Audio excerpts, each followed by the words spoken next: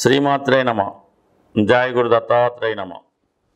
ఈ వీడియోలో మనం 22వ తారీఖు జూన్ నెల సాయంత్రం 5 గంటల ప్రాంతంలో కర్కాటక రాశిలో ప్రవేశిస్తున్నటువంటి బుధగ్రహ ప్రభావం వివిధ రాశుల వారి మీద ఏ విధంగా ఉండబోతుంది అని తెలుసుకునే ప్రయత్నంలో మరి ఎప్పుడూ కూడా ఈ బుధగ్రహం సుమారుగా ఒక 40 రోజులు, మ్యాక్సిమం 20 రోజులు, 15 రోజులు కూడా ఒక రాశి నుంచి ఒక మారిన సందర్భాలు ఉన్నాయి. అయితే అతి రేరుగా 69 రోజుల పాటు ఒకే రాశిలో ఉండడం అన్నది ఎప్పుడో కానీ ఈ విధంగా జరగదు, కానీ అప్పుడప్పుడు జరుగుతూ ఉంటుంది. సో దీని కారణం ఏంటంటే ఇదే రాశిలో ఈ బుధుడు వక్రగమనం పొందడం, మళ్ళా రుజు మార్గంలోకి రావడం, ఈ చర్యల్లో మరి ఈ గ్రహం కొద్ది రోజులు అతి వేగంగాను, కొన్ని రోజులు అతి నెమ్మదిగాను ఈ విధంగా సంచరించడం వల్ల ఎక్కువగా దీని ప్రభావం కంపల్సరిగా వివిధ రాశుల వారి మీద ఏదో విధంగా కనబడడం జరుగుతూ ఉంటుంది. అయితే 22 జూన్న ప్రవేశించినటువంటి ఈ బుధగ్రహం ఆగస్టు 30వ తారీఖు వరకు అదే రాశిలో సంచరించడం జరుగుతూ ఉంటుంది. అలాగే జూలై 18 నుంచి ఆగస్టు 11 మధ్యలో వక్రగమనం పొందుతుంటమాట. వక్రగమనం పొందడం మళ్ళీ ఇంచుమించుగా 24 రోజులు వక్రగతిలో ఉండి మళ్ళీ రుజు మార్గంలోకి రావడం జరుగుతూ ఉంటుంది. సాధారణంగా బుధుడు ఇండివిజువల్గా స్వతంత్రంగా తన ఫలితాన్ని ఇవ్వడం, శుభులతో కలిస్తే శుభ ఫలితాన్ని, పాపులతో కలిస్తే పాప ఫలితాన్ని ఇస్తాడు. లేనప్పుడు న్యూట్రల్గా బుధుడు తన ఫలితాలను ఇవ్వడం జరుగుతూ ఉంటుంది. మళ్ళీ ఇదే రాశిలో మనకి జూలై 16 నుంచి ఆగస్టు 16 వరకు కూడా రవితో కలిసి సంచరించడం వల్ల ఇది కొంతమందికి బుధాదిత్య యోగం గాను, కొంతమందికి నిపుణ యోగం గాను, మరి కొంతమందికి ధర్మ కర్మాధిపతి యోగం గాను, కొంతమందికి వివిధ ధనయోగాలు కూడా ఏర్పడుతుంటాయి. కేంద్ర కోణాధిపతులుగా ఒకలాగా, భాగ్య రాజ్యాధిపతులుగా ఒకలాగా ఈ విధంగా వివిధ రాశుల వారి మీద ఈ బుధాదిత్య యోగ ప్రభావం కూడా రావడం జరుగుతుంటుంది. సో ఇవన్నీ కూడా మనకి 69 రోజుల పాటు ఈ బుధుడు కర్కాటక రాశిలో సంచరించే సమయం ఎవరికి ఏ విధంగా ఉంటుంది అన్న విషయాన్ని మనం తెలుసుకునే ప్రయత్నం చేద్దాం. సాధారణంగా బుధుడు వ్యాపారకారకుడు, వ్యాపారస్తులకి, విద్యార్థులకి విద్యాకారకుడుగా రావడం జరుగుతూ ఉంటుంది. సో ఏదైనా జాతకంలో బుధుడు బలంగా ఉంటే వాళ్ళు అటు విద్యలోనూ, అటు వ్యాపారంలోనూ, ధన సంపాదనలోనూ, అలాగే భూములు, స్థిరాస్తులు సంపాదించడంలో కూడా చాలా బలమైనటువంటి నిర్ణయాలు, ఆశయాలు, ఆలోచనలు ఈ బుధుడు జాతకంలో ఉండడం వల్ల వారికి కలగడం జరుగుతూ ఉంటుంది. జీవితంలో సులభంగా డబ్బు సంపాదించాలంటే బుధగ్రహ అనుగ్రహం తప్పనిసరిగా ఉండవలసిందే. మిథున రాశి వారికి కర్కాటక రాశిలో 69 రోజుల బుధగ్రహ సంచార ప్రభావం ఏ విధంగా ఉంటో పరిశీలిద్దాం. మరి బుధుడు రాశ్యాధిపతిగా, చతుర్థాధిపతిగా ధనస్థానంలో సంచరించడం అన్నది సుమారుగా జాతకుడికి చాలా గొప్ప ధనయోగం ఏర్పడుతుంది. ధన సంపాదన పెరుగుతుంది, అలాగే కొంత సేవింగ్స్ కూడా జరుగుతూ ఉంటుంది. ఎప్పుడన్నా ఒక వ్యక్తి ఎంత సంపాదించాడు అన్నది పెద్ద గొప్ప కాదు, ఎంత మిగిల్చుకున్నాడు, ఎంత పొదుపు చేసుకున్నాడు అన్నదే ఇంపార్టెంట్ విషయం. అంటే ఎంతంటే ప్రతి నెల ఎంత పొదుపు చేస్తున్న దాన్ని బట్టే అతని భవిష్యత్తు ఆధారపడి ఉంటుంది. ఇప్పుడు బుధుడు ధనస్థానంలోకి రావడం వల్ల జాతకుడు చాలా ఉత్సాహంగా ఉంటాడు అన్నమాట. తను మాట్లాడే విధానంలోనూ, ఏదైనా చేసే కార్యక్రమంలో ఒక సరదాగా నవ్వుతూ, చాలా ఈజీగా తన చుట్టుపక్కల వాళ్ళని కూడా చాలా ఎంటర్టైన్మెంట్గా సరదాగా గడుపుతూ తను ఆఫీస్ పనులు అలాగే పూర్తి చేసుకుంటారు. వ్యక్తిగతంగా కూడా ఆ విధంగానే ఉండడం జరుగుతూ ఉంటుంది. తన యొక్క వాక్చాతుర్యం చాలా సరదాగా మాట్లాడడం, ఇది చాలా వరకు ఈ సింగర్స్కి, ఈ మిమిక్రీ ఆర్టిస్టులకి ఉపయోగపడుతుంటుంది. ఎక్కువగా ఈ మిథున రాశిలో కూడా ఈ టీవీ సంబంధించినటువంటి యాంకర్లు, న్యూస్ రీడర్లు, ఎడిటర్లు, దాని తర్వాత యాంకర్లు ఎక్కువగా ఉంటారు. వాళ్ళకి వాళ్ళ యొక్క వాక్చాతుర్యం ద్వారా చాలా చక్కని గుర్తింపు రావడం ద్వారా మార్కెట్లో వాళ్ళకి ధన సంపాదన పెరుగుతుంది, ఆ విధంగా ఇమేజ్ కూడా పెరుగుతుంది. మరీ ముఖ్యంగా జూలై 18 నుంచి ఆగస్టు 11 మధ్యలో ఈ బుధగ్రహం వక్రించడం జరుగుతుంది.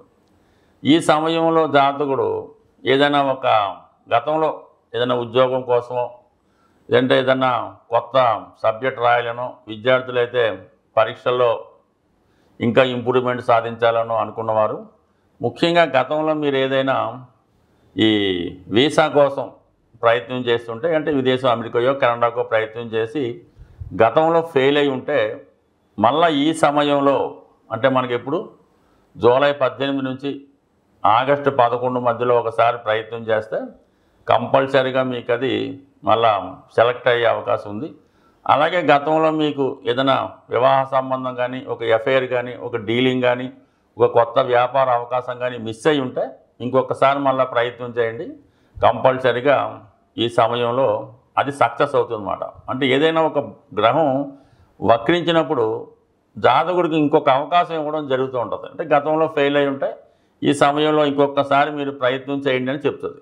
ఆ విధంగా ఎక్కువ ఈ మిథున రాశి వారికి రాష్ట్రాధిపతిగా, చతుర్థాధిపతిగా వక్రించడం వల్ల, అలాగే మీరు ఏదైనా గృహ నిర్మాణం కానీ, ఇల్లు కొనుక్కొని కానీ ప్రయత్నం గతంలో చేసి ఏదో డబ్బు దొరక్కో ఏదో కారణాల వల్ల ఆగిపోయి ఉంటే మళ్ళీ ఇప్పుడు ప్రయత్నం చేయడం వల్ల అది సమకూరే అవకాశం ఉంది. దానికి తగ్గ ధన సహకారం కూడా రావడం జరుగుతుంది. అలాగే మీ కుటుంబంలో ఎవరో ఒకరికి మంచి ఉద్యోగ అవకాశం కానీ, లేదంటే వాళ్ళకి విదేశ అవకాశం కానీ, ఒక వివాహం నిర్ణయం కానీ జరిగే అవకాశం ఉంది. ఏదో ఒక సందర్భంగా ఈ రాబోయే 69 రోజుల్లో ఏదో ఒక శుభకార్యం మీ కుటుంబంలో జరుగుతుంది. ఏదో ఒక శుభవార్త మీరు పర్టికులర్గా వినడం జరుగుతుంది. ఇది ఎలాగుంటే మనకి మళ్ళా జూలై 16వ తారీఖు నుంచి ఆగస్టు 16వ తారీఖు మధ్యలో మరి రవిగ్రహం ప్రస్తుతం మిథునంలో ఉన్నటువంటి రవి కర్కాటకంలో ప్రవేశించి బుధాదిత్య యోగం ఏర్పడడం జరుగుతుంది. ఎప్పుడైనా మిథున రాశి వారికి కానీ, కన్యా రాశి వారికి కానీ బుధగ్రహం ఏ గ్రహంతో కలిసి ఉంటే ఆ పవర్ వాళ్ళకి వచ్చి ఆ పనిలో సక్సెస్ అవ్వడం జరుగుతుంటుంది. ఇప్పుడు రవి వీళ్ళతో కలడం వల్ల కంపల్సరీగా జాతకుడికి తనలో ఉన్నటువంటి కాన్ఫిడెన్స్ పెరుగుతుంది. చాలా ధైర్యంగా మాట్లాడగలుగుతాడు. అలాగే రవి కారకుడు తండ్రి అవ్వటం వల్ల తండ్రి గారి సహకారం మీకు కుటుంబంలో జరుగుతుంది. అలాగే దూరమైనటువంటి బంధువులు, అంటే తండ్రి గారు మీ పిల్లలు వివిధ ప్రాంతాల్లో వర్క్ చేస్తూ ఉంటే ఒకసారి మళ్ళీ మీ కుటుంబాన్ని కలుసుకోవడం కానీ, మీరు తండ్రి గారిని కలుసుకోవడం కానీ, మీ సంతానాన్ని కలుసుకోవడం కానీ జరుగుతూ ఉంటుంది. ఈ విధంగా కొంతవరకు మీ కుటుంబంలో పెద్దవాళ్ళ యొక్క రావడం అది జరుగుతుంటుంది. అలాగే మీ యొక్క వాక్ విలువ పెరుగుతూ ఉంటుంది. అలాగే మీ కుటుంబంలో ధన సంపాదన కూడా పెరుగుతూ ఉంటుంది. అంటే ధనాధిపతిగా చంద్రుడు స్థానంలో బుధుడు ఉంటే ధనస్థానాధిపతిగా ఉన్నటువంటి బుధుడు కూడా కలడం వల్ల కంప్లీట్గా మీకు ప్రభుత్వ రుణం కానీ, ప్రభుత్వ సహకారం కానీ లభిస్తుంది. ప్రభుత్వంతో ఏ పని కావాలన్నా మీకు ఈ సమయంలో కంపల్సరీగా నెరవేరడం జరుగుతుంది. సో ఈ కారణం వల్ల అటు చతుర్థాధిపతిగా బుధుడు రవి కలటం వల్ల మరి చాలా వరకు కుటుంబంలో అనుకూలత, విద్యార్థులకు అనుకూలత, ఏదో శుభకార్యం జరగడం, ఏదైనా మరి రాబోయే ఆగస్టు 30వ తారీఖు వరకు ఈ మిథున రాశి వారికి కుటుంబపరమైన ఖర్చులు ఉన్నప్పుడు కూడా చాలా ఆనందంగా, సంతోషంగా ఉండడం జరుగుతూ ఉంటుంది. మధ్య మధ్యలో చిన్న చిన్న ప్రయాణాలు చేయడం కానీ, అలాగే ఎంటర్టైన్మెంట్ కార్యక్రమాల్లో పాల్గొనడం కానీ, దూరమైనటువంటి గతంలో చిన్ననాటి మిత్రులను, స్నేహితులను కలుసుకోవడం, ఇవన్నీ కూడా కంపల్సరీగా చాలా హ్యాపీయెస్ట్ టైం మీకు. సాధారణంగా నవగ్రహాలకి పరిహారం చేస్తున్నప్పుడు కొన్ని గ్రహాలకి, అంటే ఎక్కువ పాపగ్రహాలు అనుకోవచ్చు, అతి నెమ్మదిగా సంచరించే గ్రహాలు అనుకోవచ్చు, వాటికి పరిహారం చేసినప్పుడు ఎక్కువగా 40 వారాలు ఇలాగా ఎక్కువ రోజులు చేయవలసి ఉంటుంది. అంటే మనకు శనికి కానీ, రాహుకేతువులకు కానీ పరిహారం చేస్తున్నప్పుడు దీర్ఘకాలంగా ఆ పరిహారం మనం చేయవలసి ఉంటుంది. ఒక 18 వారాల పాటు కొంతమంది చెప్తూ ఉంటారు, 40 వారాల పాటు కొంతమంది చెప్తూ ఉంటారు.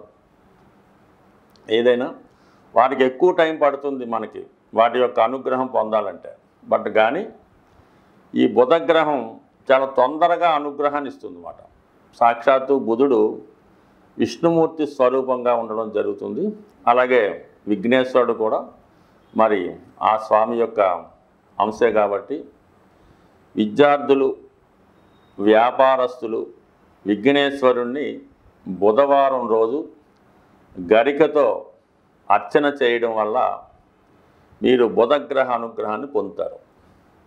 అలాగే ఆకుపచ్చ రంగు కలర్ ఎక్కువగా వాడటం వల్ల మీరు ఏదైనా పక్షులకి, ఎక్కువగా రామచిలుకలకి జాంపండు ఆహారంగా పెట్టమని చెప్తారు. ఇప్పుడు రామచిలుకలు లేవు కాబట్టి ఏదైనా పక్షులకి, ముఖ్యంగా పెసలు ఆహారంగా వేయడం వల్ల, అలాగే విద్యార్థులు చదువుకునే పిల్లలకి, స్టూడెంట్స్కి పుస్తకాలు అంటే నోట్బుక్స్, పెన్నులు, పెన్సిళ్ళు వగైరా వారికి పంచి పెట్టడం వల్ల విద్యార్థులకి, వ్యాపారస్తులకి అనుకూలత ఏర్పడుతుంది. అలాగే వివాహం అవటం లేదు, పెద్ద పెద్ద సమస్యలు ఉన్నాయనుకున్న వాళ్ళు వెంకటేశ్వర స్వామి ఆలయంలో వీలైతే ఒకసారి కళ్యాణం జరిపించుకుంటే అన్ని రకాల సమస్యలకి పరిష్కారం జరుగుతుంది. అది సాధ్యం కాని వాళ్ళు బుధవారం రోజు మరి స్వామివారికి తులసి మాల లేదా తులసి దళాలతో అర్చన చేయించుకొని స్వామివారి యొక్క ఆశీస్సులు, తీర్థప్రసాదాలు తీసుకొని విష్ణు సహస్రనామాన్ని పారాయణ చేయడం కానీ, వినటం కానీ, లేదా గోవింద నామాలు చదవడం వల్ల స్వామి అనుగ్రహం కలుగుతుంది. సో ఆ విధంగా పరిష్కారం చేసుకోవచ్చు. ముఖ్యంగా బుధవారం రోజు అంటే ప్రతిరోజు కూడా తినచ్చు. నానబెట్టినటువంటి పెసలు ప్రతిరోజు తినడం వల్ల కానీ, బుధవారం తినడం వల్ల కానీ విద్యార్థులకి జ్ఞాపక శక్తి పెరుగుతుంది, పెద్దవాళ్ళకి వ్యాపార అభివృద్ధి కలుగుతుంది. ఇంకా వ్యాపారంలో అభివృద్ధి కావాలి, ఏదైనా కార్యక్రమం చేపడుతున్నాం అది కంపల్సరీగా సక్సెస్ కావాలంటే ఒక మంగళవారం రోజు ఆంజనేయ స్వామి ఆలయంలో, రామాలయం ఉంటే రామాలయం, మంగళవారం రోజు పానకం, వడపప్పు నైవేద్యంగా పెట్టి భక్తులకి పంచిపెట్టడం వల్ల 100% ఎటువంటి కార్యమైనా ఖచ్చితంగా అది సాధ్యం అవడం జరుగుతూ ఉంటుంది. మరి రాబోయే ఆషాఢ మాసంలో మరి ఇప్పుడు జగన్నాథ స్వామి వారి రథయాత్ర జరిగే రోజు తిలకించడం కానీ, మీ గృహంలో స్వామివారిని అంటే జగన్నాథ స్వామి ఆలయం అవ్వచ్చు, కృష్ణ దేవాలయం అవ్వచ్చు, వెంకటేశ్వర స్వామి దేవాలయంలో వీలైతే అప్పాలు నైవేద్యంగా పెట్టి అది భక్తులకు పంచిపెట్టడం వల్ల, అలాగే టీవీలో ప్రత్యక్ష ప్రసారంగా వస్తున్నటువంటి రథయాత్ర వీక్షించడం వల్ల అటు వివాహం కాని వారికి కానీ, సంతానం కాని వారికి కానీ 100% ఒకవేళ మీకు అవకాశం ఉంటే ప్రత్యక్షంగా ఆ రథయాత్ర తిలకించండి. అవసరమైతే అందులో పాల్గొండి. మనకి ప్రస్తుతం ఇక్కడ ఉన్నటువంటి ఇస్కాన్ టెంపుల్లో కూడా ఈ రథయాత్ర చేస్తూ ఉంటారు. దాంట్లో పాల్గొని చేయడం వల్ల సంతాన యోగం 100% జరుగుతుంది. స్వస్తి.